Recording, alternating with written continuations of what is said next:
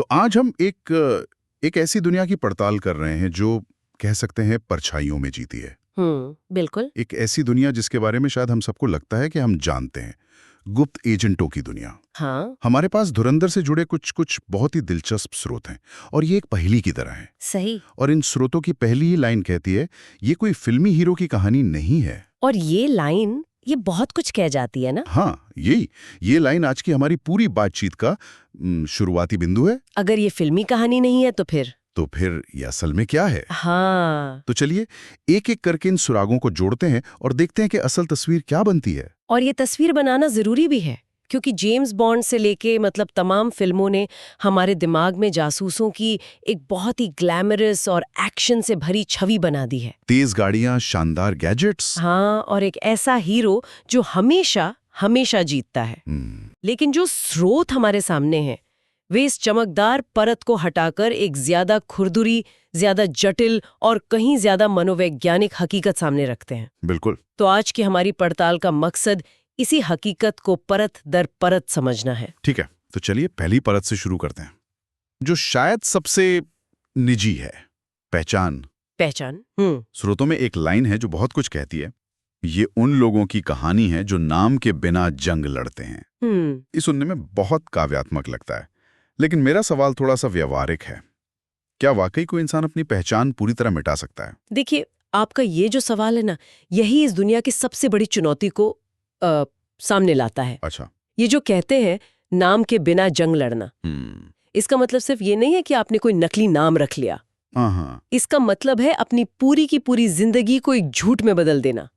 खुफिया एजेंसियों की भाषा में इसे लीजेंड बनाना कहते हैं। लीजेंड? हाँ, एक लेजेंड सिर्फ एक नाम नहीं होता, वो एक पूरी तरह से गढ़ी हुई जिंदगी होती है।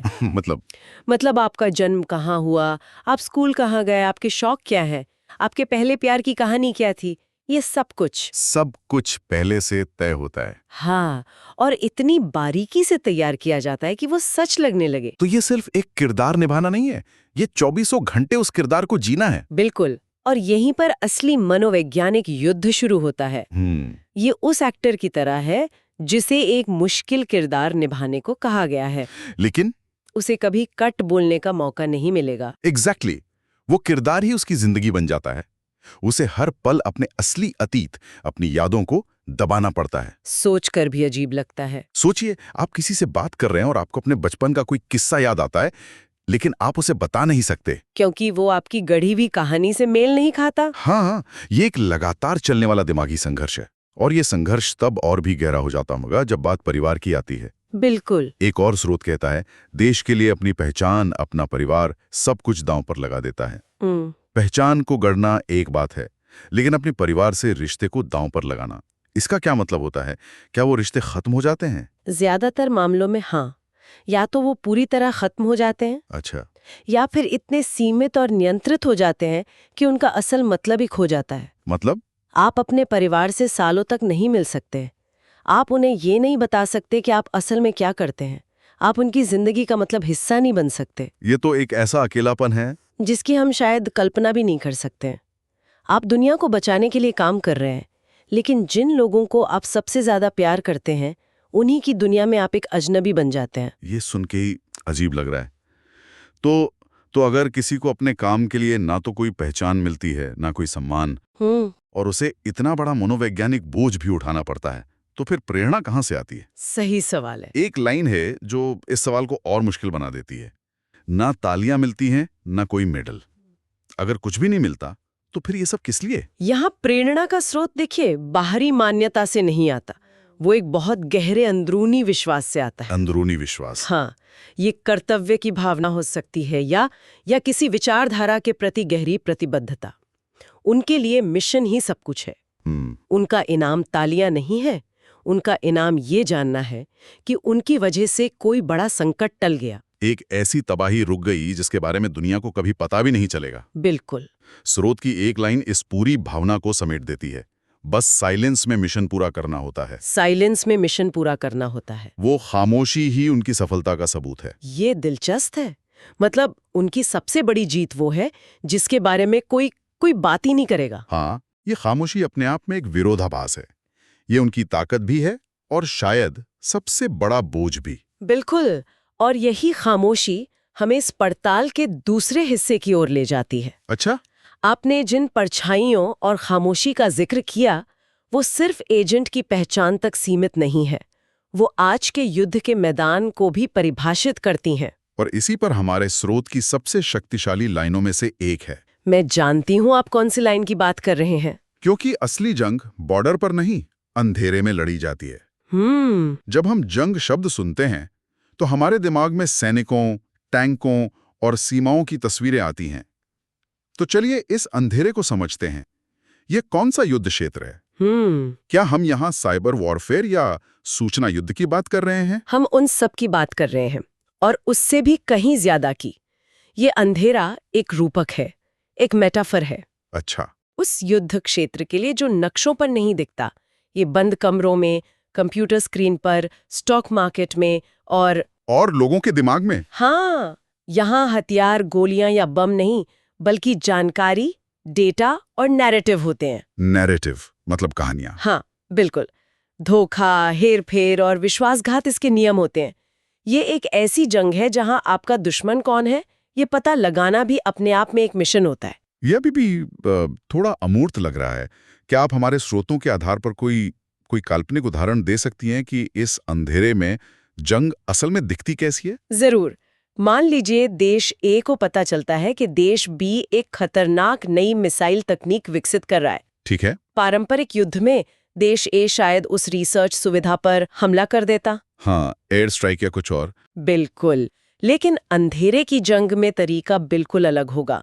देश ए का एजेंट सीधा हमला नहीं करेगा। वो शायद देश बी के मुख्य वैज्ञानिक के कंप्यूटर में एक ऐसा सूक्ष्म बग डाल देगा, अच्छा, जो रिसर्च के डेटा को धीरे धीरे खराब करता रहे, ताकि महीनों तक उन्हें पता ही न चले कि उनके नतीजे गलत क्यों आ रहे हैं। मतलब तोड़फोड़, लेकिन डिजिटल तरीके से। बिल्कुल। या फिर एक और तरीका देखिए, वो एजेंट उस प्रोजेक्ट को फंड करने वाले किसी बड़े उद्योगपति के बारे में एक आर्थिक घोटाले की झूठी खबर मीडिया में लीक कर सकता है, ताकि प्रोजेक्ट की फंडिंग रुक जाए। हाँ। या फिर वो सोशल मीडिया पर वैज्ञानिकों के बीच ही एक दूसरे के खिलाफ अविश्वास का माहौल बना सकता है, ताकि उनकी टीम अंदर से ही टूट जाए। वाह। इन तीनों ही सूरतों में मिसाइल नहीं बनी, लेकिन एक भी गोली नहीं चली, कोई बॉर्डर पार नहीं हुआ। सब कुछ अंधेरे में हुआ। एग्जैक्टली। ये तो पारंपरिक युद्ध से कहीं ज्यादा जटिल और शायद ज्यादा खतरनाक भी है। बहुत ज्यादा। क्योंकि यहाँ हमला हर तरफ से हो सकता है, आर्थिक, मनोवैज्ञानिक, सूचनात्मक। और यही बात धुरंधर की टैगलाइन से जुड़ती है। कौन सी? When reality is more dangerous than fiction। यानी जब हकीकत कल्पना से ज्यादा खतरनाक हो। बिल्कुल सही। फिल्में हमें एक साफ विलन और एक डिफ्यूज करने के लिए बम देती हैं। ये हकीकत तो बहुत ज्यादा धुंधली और पेचीदा है। और ज्यादा खतरनाक इसलिए क्योंकि इसके नियम तय नहीं है। बॉर्डर पर युद्ध के कुछ नियम होते हैं, जेनीवा कन्वेंशन होता है, लेकिन इस अंधेरे की जंग में नियम क्या है? कोई नियम नहीं है। हाँ, क्या किसी देश की अर्थव्यवस्था को अस्थिर करना युद्ध का कार्य है? क्या किसी चुनाव में झूठी खबरें फैलाना हमला माना जाएगा? ये तो बहुत मुश्किल सवाल है। यहाँ एक छोटी सी गलती से सिर्फ मिशन फेल नहीं होता। एक गलत जानकारी लाखों लोगों की राय बदल सकती है, एक देश में गृह युद्ध भड़का सकती है, या वैश्विक बाजार को तबाह कर सकती है। और सबसे डरावनी बात यह है कि शायद किसी को पता भी ना चले कि ये सब किसने और क्यों किया। बिल्कुल। ये एक बहुत मुश्किल सवाल खड़ा करता है। इस अंधेरे की जंग में जहां कोई नियम नहीं है, कोई सीमाएं नहीं है, एक एजेंट अपनी नैतिकता को कैसे बनाए रखता है? क्या इन मिशनों को पूरा करने के लिए उन्हें खुद उन नियमों को तोड़ना नहीं पड़ता जिन्हें बचाने की वो कोशिश कर रहे हैं? और ये इस काम का तीसरा और सबसे मुश्किल पहलू है, नैतिक दुविधा। नैतिक दुविधा। हाँ, इन स्रोतों से ये साफ है कि ये लोग नायक हैं, लेकिन वे पारंपरिक अर्थों में अच्छे लोग नहीं हो सकते। अच्छा। उन्हें सफल होने के लिए वो काम करने पड़ते हैं जो एक आम इंसान कभी नहीं करेगा। उन्हें किसी ऐसे व्यक्ति को धोखा देना पड़ सकता है जो उन पर भरोसा करता है। उन्हें किसी बेगुनाह को खतरे में डालना पड़ सकता है ताकि एक बड़ा खतरा टल सके। मतलब ये अच्छे और बुरे की लड़ाई नहीं है। नहीं, ये कम बुरे को चुनने की लड़ाई है। आपने बिल्कुल सही पकड़ा। ये लगातार लेसर ऑफ टू इवल्स, यानी दो बुराइयों में से कम वाली को चुनने का सिलसिला है।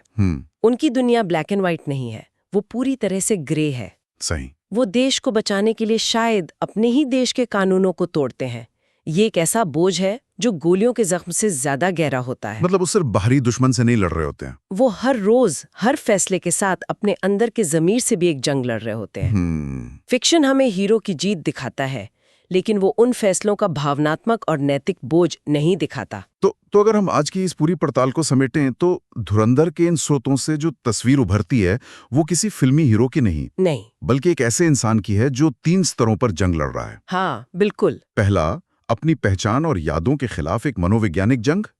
दूसरा, सूचना और धोखे के एक अदृश्य मैदान पर एक खामोश जंग। सही। और तीसरा, सही और गलत के बीच की धुंधली रेखा पर एक नैतिक जंग। बिल्कुल सही। और इन तीनों जंगों में उनका सबसे बड़ा हथियार कोई बंदूक या गैजेट नहीं है। तो क्या है? उनका सबसे बड़ा हथियार है उनकी गुमनामी और उस खामोशी को एक रणनीतिक टूल की तरह इस्तेमाल करने की उनकी क्षमता। उनकी ताकत इस बात में नहीं है कि दुनिया उन्हें पहचाने, बल्कि इस बात में है कि वो दुनिया की नजरों से हमेशा ओझल रहें। बिल्कुल। तो अंत में ये स्रोत हमें उस नायक की एक नई परिभाषा देते हैं जिसकी पहचान उसके कारनामों के शोर में नहीं, बल्कि उसके पीछे छूटी खामोशी में है। हाँ, और ये हमें एक बहुत ही गहरे सवाल पर लाकर छोड़ देता है। अच्छा। एक ऐसा विचार जिसके साथ हम अपने श्रोताओं को छोड़ सकते हैं। सोचने वाली बात यह है कि अगर किसी नायक की पहचान उसके नाम और सम्मान से होती है तो उस नायक को क्या कहेंगे जिसका सबसे बड़ा सबूत ही उसका गुमनाम रहना है?